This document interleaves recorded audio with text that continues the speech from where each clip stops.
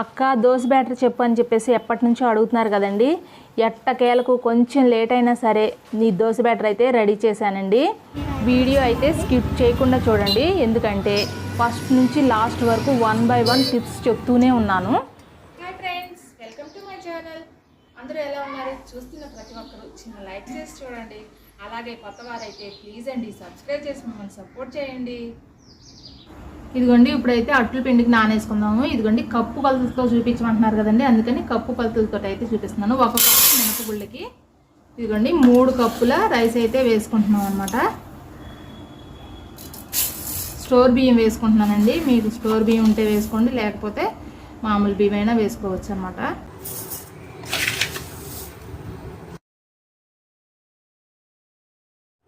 ఇదిగోండి ఇప్పుడు ఇందులోనే 2 స్పూన్లు ఏమో పచ్చెనపప్పు, 1 స్పూను మెంతులు వేసుకొని ఇవన్నీ శుభ్రంగా కడిగేసుకుందామండి. ఇదిగోండి 4-5 సార్లు శుభ్రంగా కడుక్కున్నాయి. ఇవి 2 గంటలు అయితే నానబెట్టుకున్నామండి. పప్పు అయితే 2 గంటలు నానిపోయింది కదండి. ఇంక దీన్ని అయితే గ్రైండ్ వేసేసుకుందామండి. కొంచెం నీళ్ళు వేసుకుంటే రుబ్బుకోండి, లేకపోతే జార్ అయిపోతే బాగోదండి. మా హోటల్కి అయితే ఇంకా ఎక్కువే వేసుకుంటామండి. ఇప్పుడు మీకు చూపిద్దామని చెప్పేసి అయితే కేజీ వేసుకుంటున్నాను అనమాట. మినపప్పు కొలుచుకున్న కప్పుతోటే సగం కప్పు అయితే అటుకులు తీసుకున్నానండి. అవి ఒక అరగంట ముందు నానబెట్టుకొని ఇప్పుడు పిండి అయితే సగం నలిగింది కదండి, అందులో వేసేసుకుందాము. నేనైతే 1కి 3 కప్పుల బియ్యం అయితే చెప్పాను కదండి. మా హోటల్లో ఎంత క్వాలిటీగా అయితే ఇస్తున్నానో అదే క్వాలిటీ నేనైతే మీకు చెప్తున్నానండి.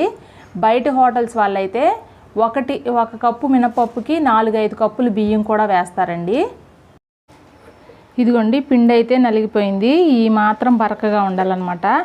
ఇంకా కొంచెం మెత్తగా అయిపోయినా సరే బాగోదండి.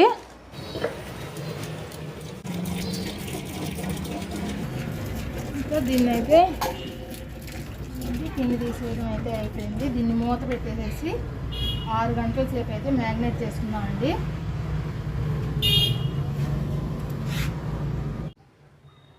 6 అవర్స్ అయితే అయిపోయిందండి మ్యాగ్నేట్ చేయడం.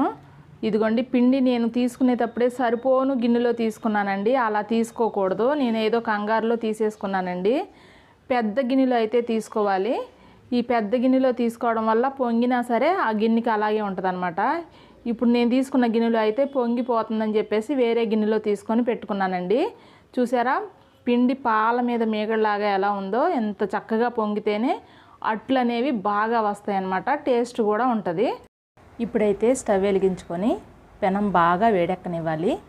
ఇది వేడెక్కే లోపల ఈ పిండిలో 2 స్పూన్లు సాల్టు, 1 స్పూన్ పంచదార వేసి బాగా కలుపుకోవాలండి. పంచదార సాల్టు బాగా కలిసేలాగా చేత్తోనే కలుపుకోవాలండి. పిండిని చేత్తోనే ఎందుకు కలుపుకోవాలంటే మా హోటల్లో పిండి ఎక్కువగా ఉంటుంది, పిండి బాగా ఎక్కువగా కలుపుకోవాలన్నమాట. అలా కలుపుకున్నప్పుడే అట్టు అనేది బాగా వస్తుంది అనమాట. ఇంట్లో పిండి అంటే కొంచెమే కాబట్టి గరిటె జారుగా వేసేసుకొని గరిటెతో కలిపేసుకుంటే సరిపోతుందండి. హోటల్లో పిండి అలా కాదు, చేత్తోనే కలుపుకోవాలండి. పెనం అయితే బాగా వేడెక్కిపోయిందండి. మళ్ళీ ఒకసారి క్లీన్ చేసేసుకొని అట్టు అయితే వేసేసుకుందాము. హోటల్లో అట్లు పిండి ఎప్పుడూ గట్టిగానే ఉండాలండి. గట్టిగా ఉండటం వల్ల మనం అట్టు ఎలా వేసుకున్నా, మందంగా వేసుకున్నా, పేపర్ లాగా వేసుకున్నా చక్కగా వస్తుంది అనమాట. ఇంట్లో వేసుకునే పిండికి హోటల్లో వేసుకునే పిండికి ఇదేనండి తేడా. ఇది మాత్రం గుర్తుంచుకోండి. ఇప్పుడైతే అట్టు మీద కొంచెం పచ్చిమిర్చి, కొంచెం అల్లం, కొంచెం కొత్తిమీర, కొంచెం ఉల్లిపాయలు అయితే వేసుకుందామండి. ఇవన్నీ వేసుకోవడం వల్ల అట్టు మంచి టేస్ట్ అనేది ఉంటుందన్నమాట. అట్టులో పంచదార ఎందుకు వేశారు అని అడుగుతారేమో. అట్టులో పంచదార వేయడం వల్ల పిండిని త్వరగా పొలగనీయకుండా ఉంటుందండి. అలాగే పిండి మంచి కలర్ వస్తుంది అన్నమాట, టేస్ట్ కూడా ఉంటుంది. అందువల్ల పంచదార అయితే వేస్తామండి.